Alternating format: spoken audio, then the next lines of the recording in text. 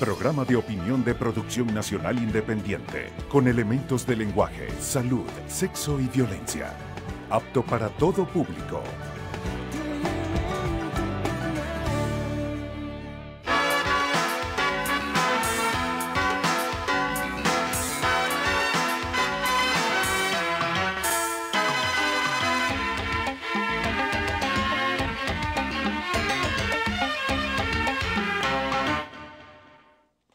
Amigas y amigos, para el próximo 9 de diciembre está convocado el pueblo a elecciones por el Consejo Nacional Electoral. Se trata de uno de los actos electorales más importantes de la democracia, ya que en él se escoge la representación que habrá de estar más estrechamente vinculada a la colectividad. No es que otras instituciones producto del voto popular no lo tengan, pero lo cierto es que en el nivel restricto de la ciudadanía, el concejal es el que está más próximo a ella. A los consejos tocan las tareas que más directamente tienen que ver con las personas, con sus problemas más directos y acusantes, con los servicios en general, que en la práctica constituyen una verdadera pesadilla. Sin embargo, la composición humana de sus integrantes no tiene el relieve que debe tener, carece del reconocimiento que debe tener, carece del peso que un organismo a través del cual se realiza la democracia.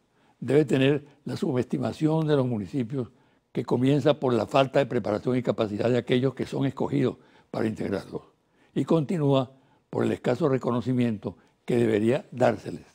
Y me atrevería a decir algo más al respecto, por el escaso interés que suele tener el elector a la hora de sufragar, que se expresa en los altos índices de abstención y en el poco interés por la selección de sus integrantes. ¿Ha cambiado o puede cambiar tal situación? Tengo la impresión de que puede estar cambiando. Para los comicios de diciembre se inscribieron más de 20 millones de venezolanos, lo cual indica que al menos por ahora se evidencia una tendencia de los votantes a participar. Pero al mismo tiempo, la anacrónica partidocracia subestima la cita de diciembre. Dada la situación del país, en esa fecha pueden manifestarse seriamente las tendencias que existen en la opinión pública. Sin embargo, la torpe política a la que sigue aferrada la oposición, es decir, al pasado que difiere de lo que hoy es Venezuela, opta por decretar la abstención. El 9 de diciembre, más de 20 millones de venezolanos votarán o se abstendrán. Los que voten ratificarán su compromiso con la democracia y el rechazo al golpismo o a la intervención extranjera. Los que no lo hagan e incluso traten de sabotear el acto comicial sufrirán una nueva derrota. Pausa y al regreso converso con el escritor, periodista, analista político Luis Brito García.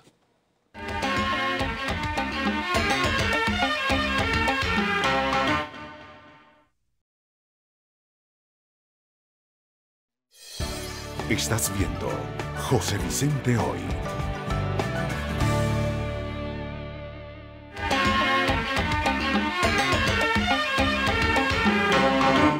Mi invitado de hoy, Luis Brito García, uno de los mejores escritores de Venezuela.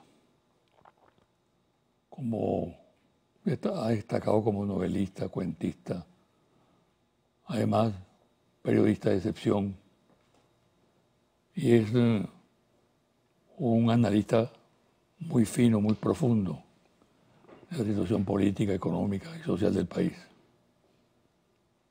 Coincide esta entrevista que le voy a hacer hoy con la realización del Filben 18, aquí en Caracas, en el casco colonial de Caracas.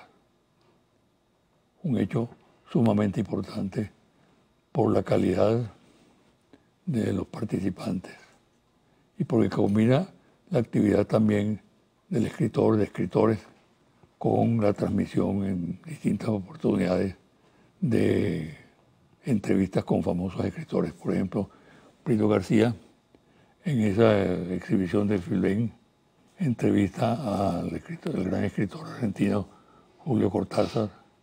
A mí me tocó entrevistar al gran escritor portugués José Saramago. Por tanto, el momento en que Venezuela es objeto de estos grandes ataques, de calificaciones monstruosas, de agresiones de todo tipo, que presentan al país en un estado realmente dramático, bueno, en la capital de la República se celebra ese tipo de actividad cultural, profundamente cultural, que toca la entraña del venezolano. Bienvenido, Luis. Bueno, un placer. A tu orden. ¿Qué piensas tú de precisamente eso que estaba diciendo al presentarse? Que tenemos un cuadro hoy en este momento, en este mismo momento, porque la exposición de Filbert comenzó el jueves de la semana pasada, de esta semana que concluye hoy domingo, para lo que significa la acción de tipo cultural que echa por tierra todas esas infamias que se están produciendo contra el país en el exterior. Tiene la palabra. Bueno, sobre la cuestión cultural, es algo interesante el esfuerzo cultural de Venezuela.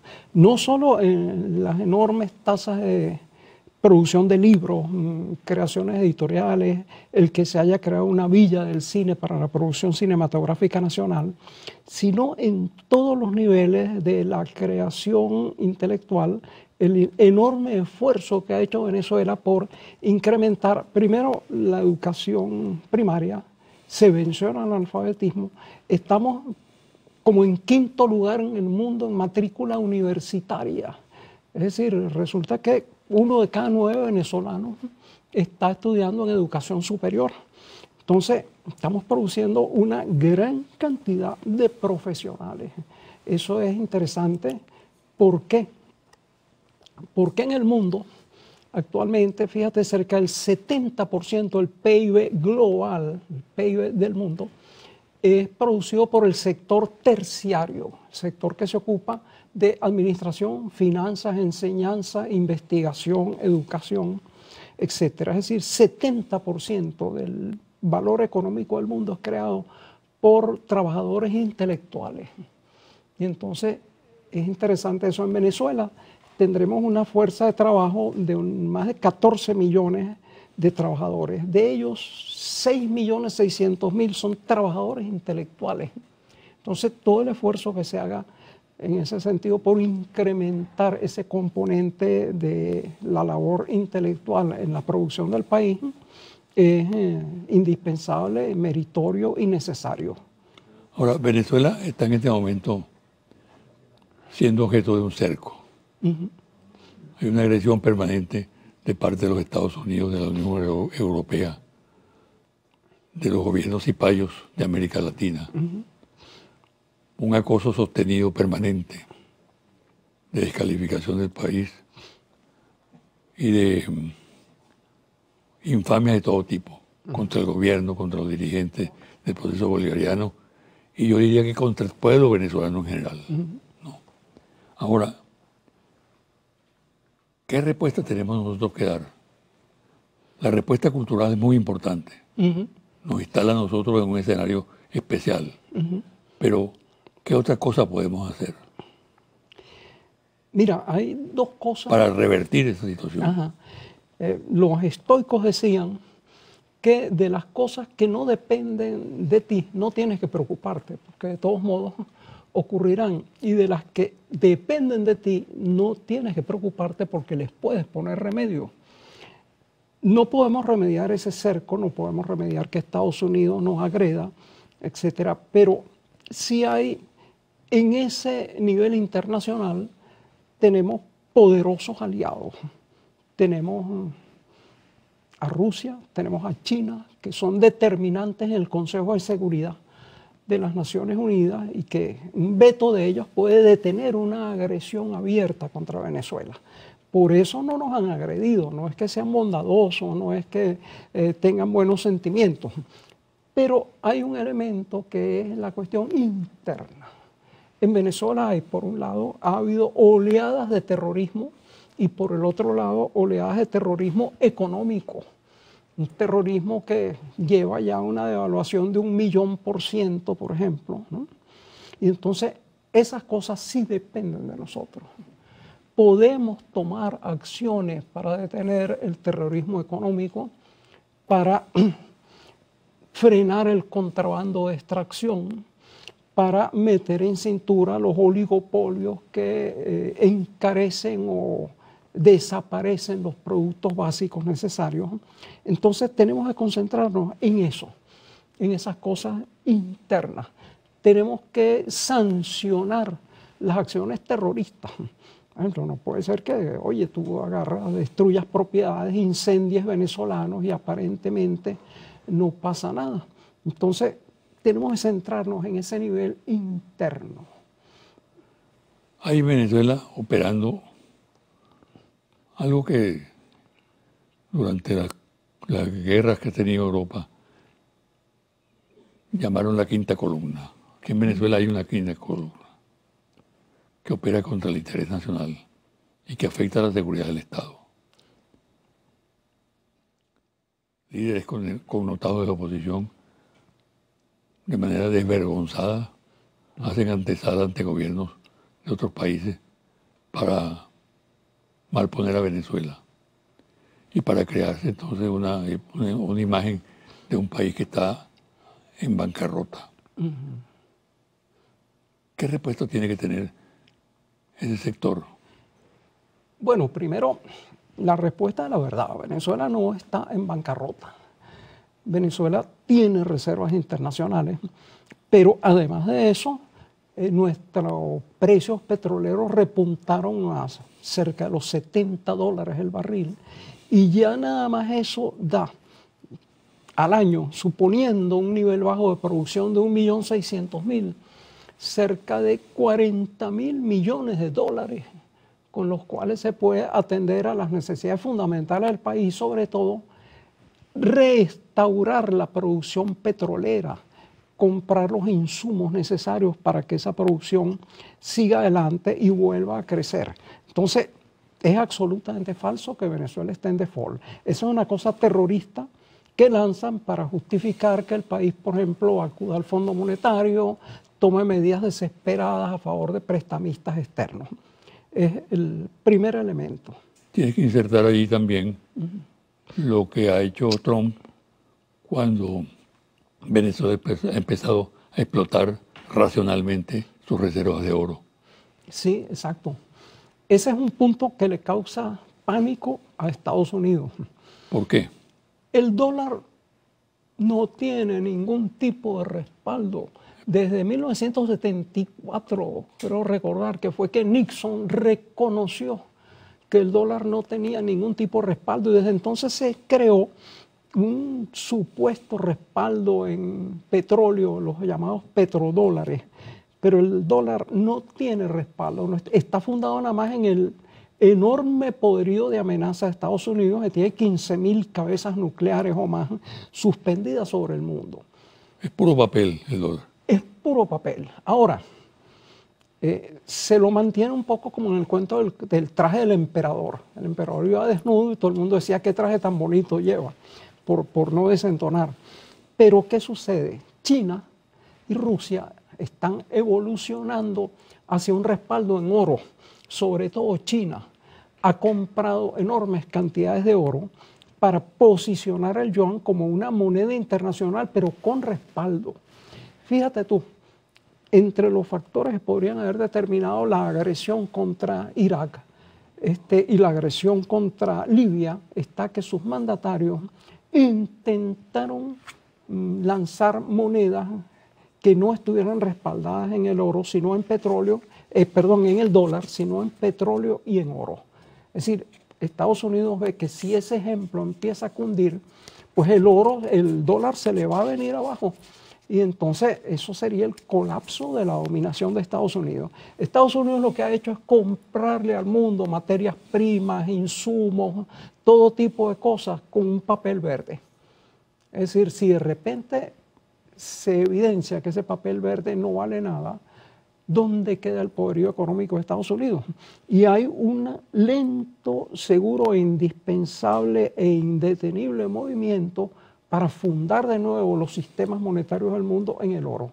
Venezuela está muy bien posesionada, es uno de los principales productores de oro del planeta y tiene una de las reservas de oro más grandes del mundo.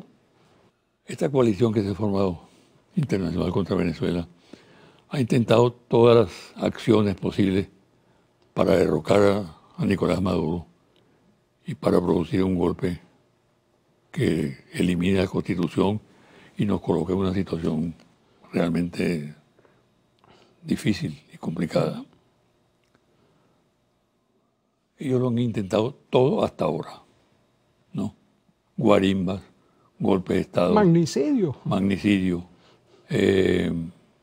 Todas las formas a que puede apelar gente que tiene recursos. Sin embargo, no han tenido éxito. Incluso lo han intentado a través de la vía electoral y hoy en día están prácticamente sepultados porque la oposición en Venezuela ha caído brutalmente, ¿no? Les queda únicamente el recurso de la intervención armada. Tú que eres un buen analista, ¿crees que se puede producir una intervención armada en Venezuela? No me respondas en este momento. Lo vamos a hacer al regresar de la pausa. ¿Ok?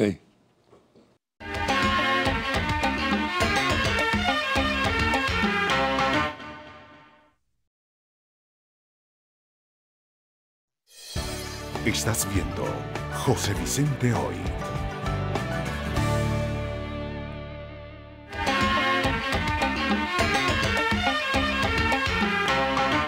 Han fallado con todo hasta ahora. Magnicidio, guarimba, golpe de Estado con militares, sin militares. Les queda únicamente la opción de la intervención extranjera. Una coalición en la cual participen fuerzas de Estados Unidos y de otros países. Es algo que muchos venezolanos no consideran que no se va a producir, ¿no? Que ese es un cuento. Si miraran la experiencia vivida por Irak, por Siria, experiencias en el mundo muy variadas, ¿no? Grenada, etcétera, ¿no? La República Dominicana, quizá tendrían un poco de claridad acerca de lo que puede ocurrir. Yo no lo concibo como una fatalidad, pero está presente, es un elemento que está presente allí. ¿Qué opina Luis Brito García? Bueno, más bien hay que preguntarse por qué no ha sucedido hasta ahora. Porque esa es una cosa que está planteada desde que Hugo Chávez Frías tomó el poder. Yo diría que gracias a una inteligente política internacional multipolar, tenemos asegurado el veto de Rusia y de China, dos enormes potencias en el Consejo de Seguridad de las Naciones Unidas. Ahora, ese veto, insisto en eso, vale en el caso justamente de una intervención militar abierta del exterior. No podría funcionar en el caso de subversión interna, sabotaje, paramilitarismo, una situación de aparente guerra civil.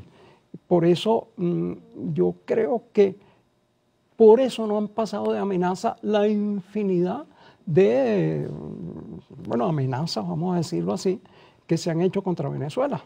Es decir, lo que tenemos nosotros es que garantizar nuestra seguridad en el orden interno. ¿Cómo crees tú que reaccionaría el pueblo venezolano frente a un hecho de esa naturaleza? Mira, Tú hiciste una mención muy atinada al caso de José Gregorio Hernández. Desarróllalo. Mira, en La Planta Insolente, una película que le escribió el guión y que la dirigió el maestro Román Chalón, ni más ni menos, resulta que las tres mayores potencias imperiales y militares de la época, Inglaterra, Alemania e Italia, bloquean a Venezuela y la bombardean y la asaltan con 15 acorazados.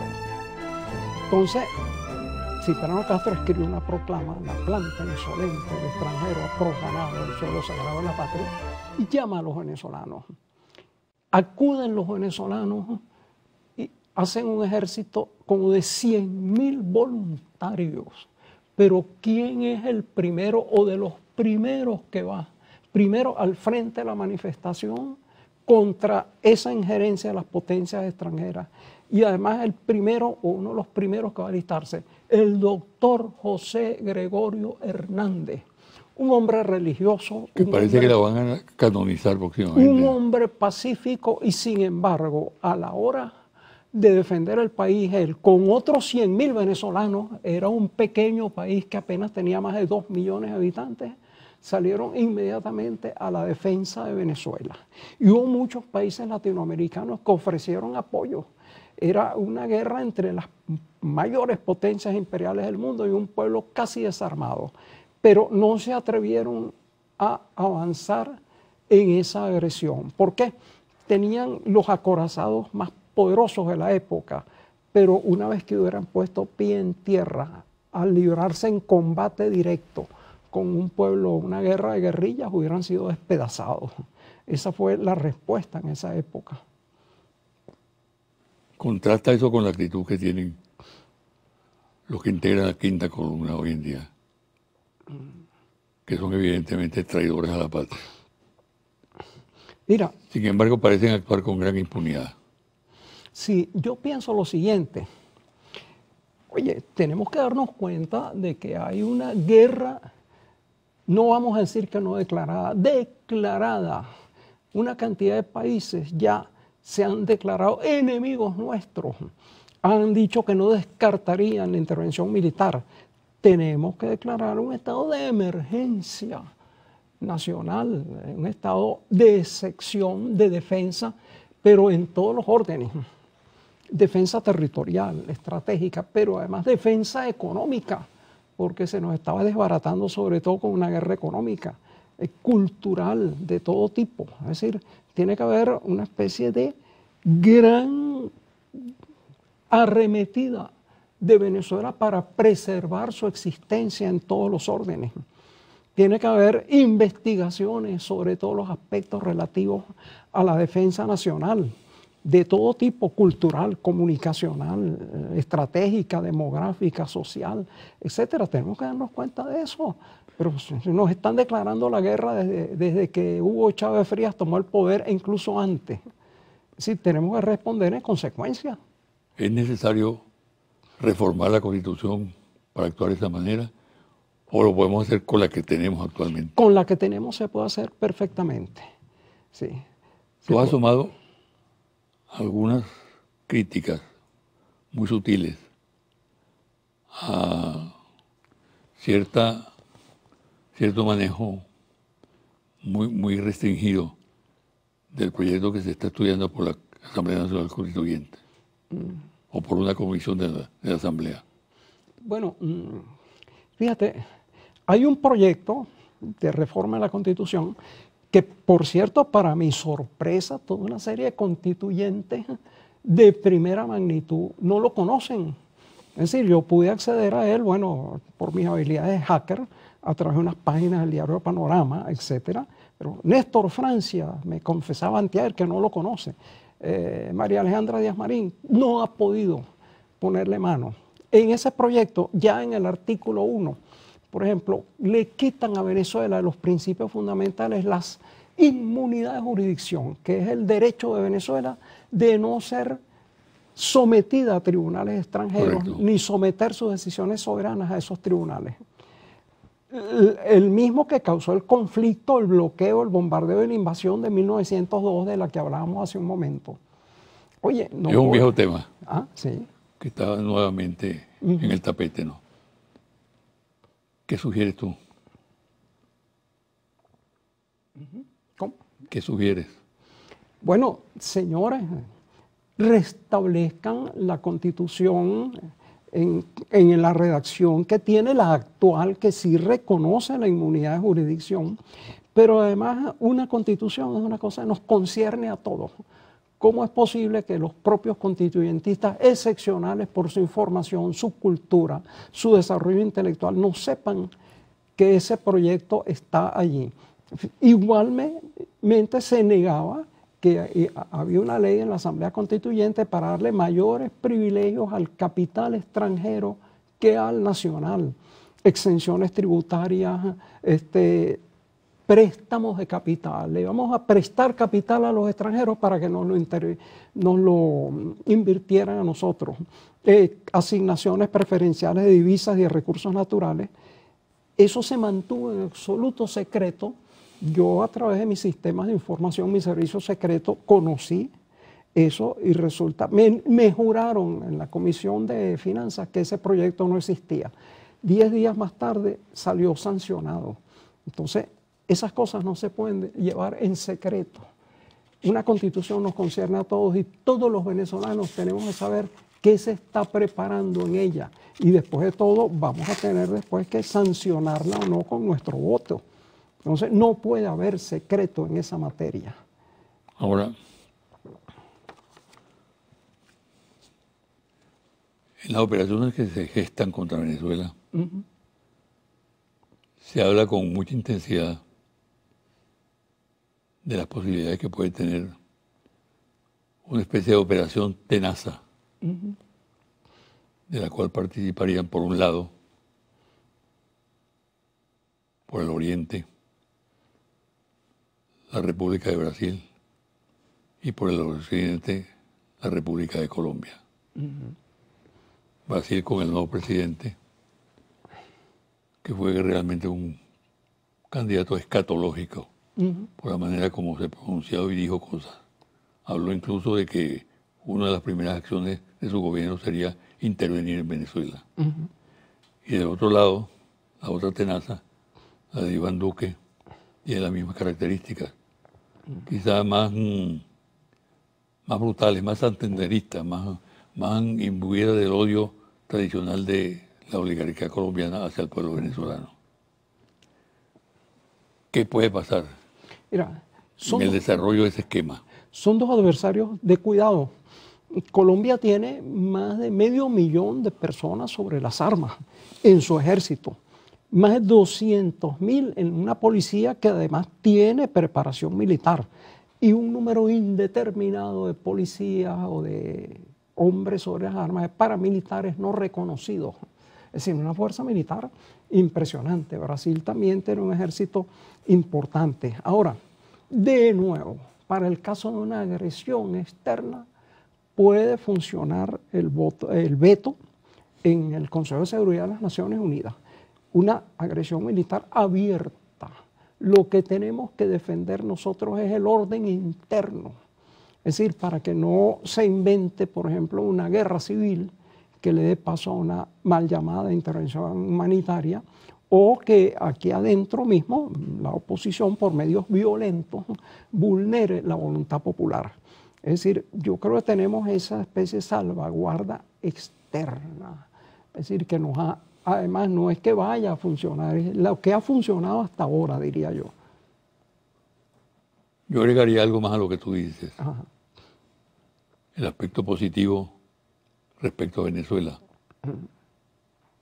Por ejemplo, la Fuerza Armada Nacional Bolivariana no es la Fuerza Armada del pasado. Es una Fuerza Armada muy sólida, con un pensamiento muy bien formulado, donde Chávez jugó un papel fundamental.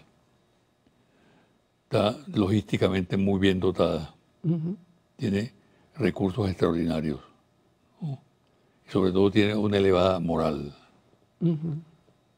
El día miércoles de la semana que ahora termina, hubo un acto en la Universidad Militar que presidió el ministro de la Defensa, General Padrino. Y allí pronunció un discurso verdaderamente impactante.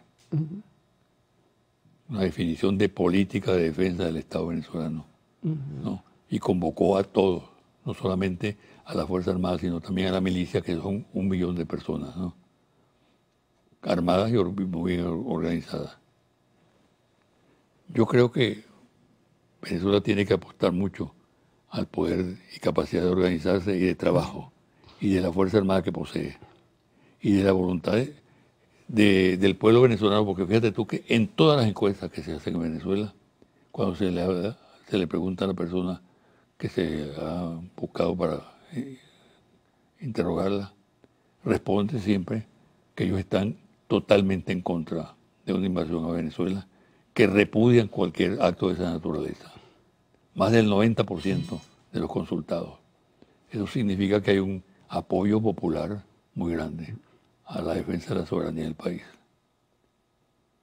Sí, mira, hay que señalar que además hay una nueva doctrina militar que incluye nuevos componentes. Está la milicia y la reserva, es decir, no es meramente ese ejército que está profesional montado allí, sino que hay una posibilidad de concatenación con fuerzas de la población para formar un todo defensivo. 400.000 mujeres y hombres. Efectivamente, exacto. Entonces, el éxito de una defensa dependería sobre todo de eso, de la articulación compacta, directa, eficaz con el resto del pueblo. Ahora, ese es otro de los factores por los cuales no nos han invadido. Fíjate tú que con Cuba se decía, bueno, que había el temor a la Unión Soviética. Sin embargo, la Unión Soviética se disolvió contra el parecer de más del 80% de sus miembros, que en una encuesta dijeron que no querían esa disolución, y sin embargo no se ha invadido a Cuba. Oye, parecería es un paseo militar para Estados Unidos, una pequeña islita con no más de 12 millones de habitantes, con el incontrastable poderío de Estados Unidos. Sin embargo, Estados Unidos no se ha atrevido a invadir a Cuba. No hay ningún otro poder en ese caso que lo impida, sino el temor a lo que podría ser ese pueblo compactado aún con armas convencionales. Nosotros tenemos que lograr un tipo de consolidación interna de esa categoría, incluso con todas las fuerzas del país. Hay divergencias políticas, pero a la hora de decidir la supervivencia de la patria, tiene que pasar lo mismo en 1902, 1903, todo el mundo con Venezuela. Acaba de tocar un punto muy importante, ¿no? Ni tú ni yo somos guerreristas. Criticamos, odiamos la guerra, ¿no? Es el colapso de la inteligencia y la frustración de la humanidad, la guerra. ¿Qué queda entonces como opción? El diálogo. Hugo Chávez fue un creyente absoluto en el diálogo. Tenía una voluntad para dialogar.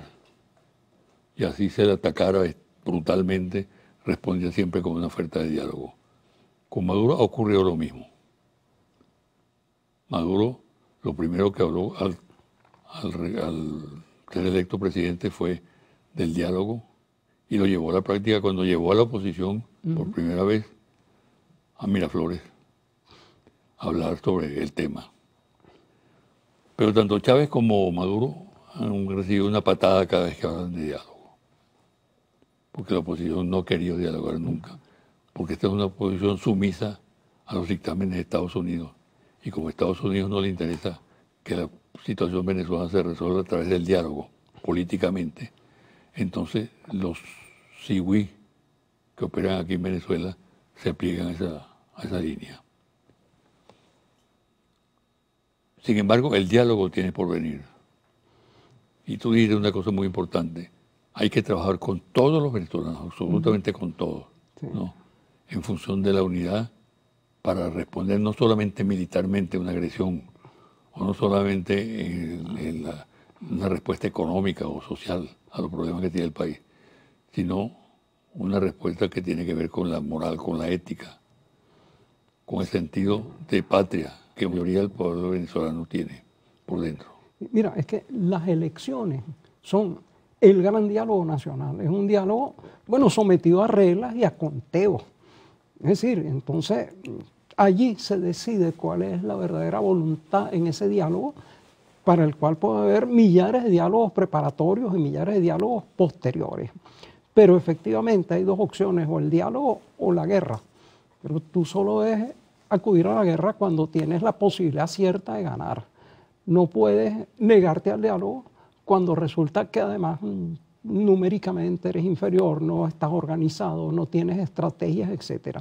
Yo creo que no solo para la Venezuela en general, no solo para el gobierno, para la misma oposición, el diálogo es la vía, porque la oposición también tiene un caudal notable.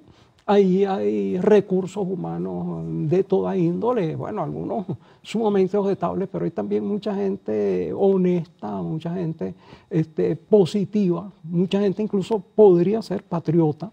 Entonces, bueno, y además son venezolanos y son seres humanos, no hay por qué excluirlos. Mientras estén dispuestos a dialogar, pues hay que dialogar con ellos y convencerlos cuando no estén dispuestos de que vayan al diálogo. Para concluir, Luis, un mensaje a la audiencia y al país. Bueno, estamos en un proyecto colectivo que es Venezuela, amenazado por todos los flancos.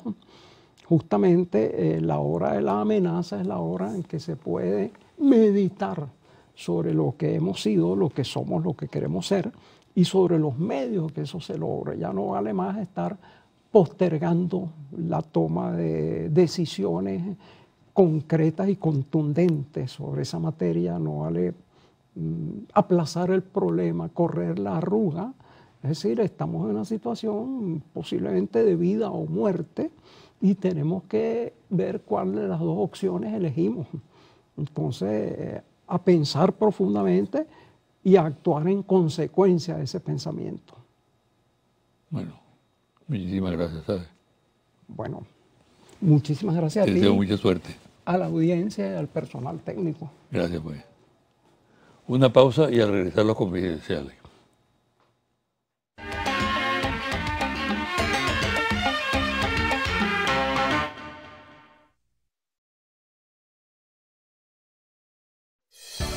Estás viendo José Vicente Hoy.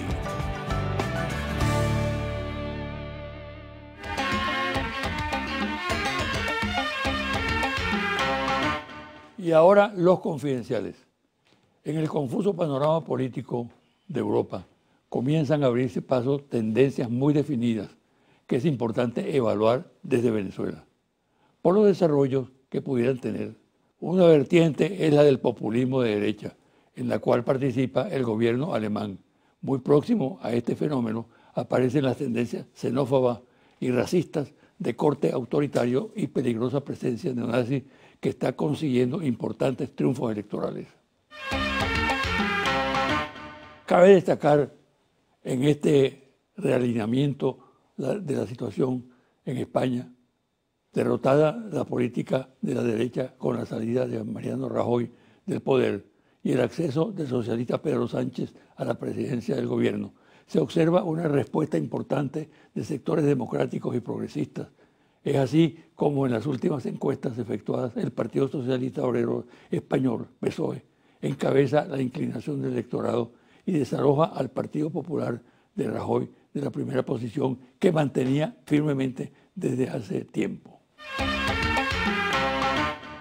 La oposición venezolana de derecha, que tan solo actuó en función del derrocamiento del presidente Nicolás Maduro, entre los cálculos que hace de la situación apuesta a la victoria de Jair Bolsonaro en Brasil, quien ha prometido en su campaña electoral invadir militarmente a Venezuela, con esa actitud y la que ya tiene actualmente el presidente colombiano Iván Duque, se conformaría una especie de tenaza para operar sobre Venezuela.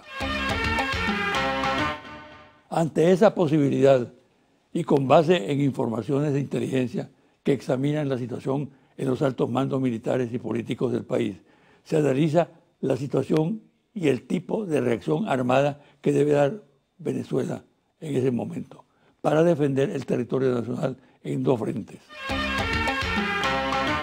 Por cierto, cuenta mucho en tal circunstancia la capacidad operativa de la Fuerza Armada Nacional Bolivariana y de la milicia, el entrenamiento que estos factores han tenido para desenvolver con éxito en escenarios complicados y el moderno equipo que hoy posee la Fuerza Armada Venezolana, además del excelente trabajo que realiza el fiscal general de la República, Tarek William Saab, y su equipo en la lucha contra el narcotráfico, está la actividad de la Guardia Nacional, el tránsito por el territorio nacional de la droga proveniente de Colombia. Primer productor en el mundo, se ha vuelto muy exigente, dado que es evidente que el incremento de la droga, incentivado por las autoridades colombianas, que alimenta el consumo de los Estados Unidos, ha entrado en una fase decisiva. Entre otras razones, porque el cartel de México ya opera con muchos recursos logísticos en zonas del territorio nacional. Es así que los organismos que combaten el flagelo han destruido 50 pistas clandestinas del cartel y han destruido 18 aviones de la misma organización. Se puede afirmar con pleno conocimiento que lo que está ocurriendo en territorio venezolano es producto de la acción combinada del poderoso cartel de México y de los carteles que aún funcionan en Colombia. Existe para el momento una estrecha colaboración de los carteles colombo-mexicanos con fuertes vinculaciones con organismos oficiales que tienen a su cargo la lucha contra el narcotráfico. Confidencial al cierre, Interlaces. Ficha técnica, 1.580 entrevistas directas en hogares en todo el país del 23 de octubre al 7 de noviembre de 2018. Resultados. ¿Posee servicio de suscripción de televisión paga por cable o DirecTV en su casa en este momento?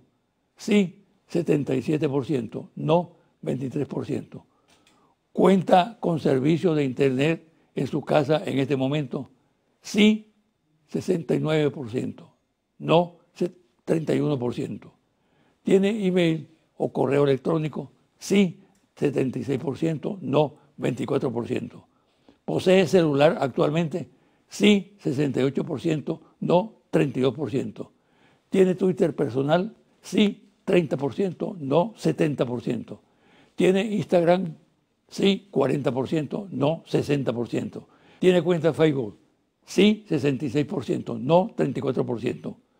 ¿Usted acostumbra a leer noticias a través del celular? Sí, 39%. No tiene celular, 61%. ¿Acostumbra a leer noticias a través de Facebook? Sí, 46%, no 54%. Hasta aquí el programa de hoy. Me despido hasta el próximo domingo a las 9 de la mañana por este su canal Televen.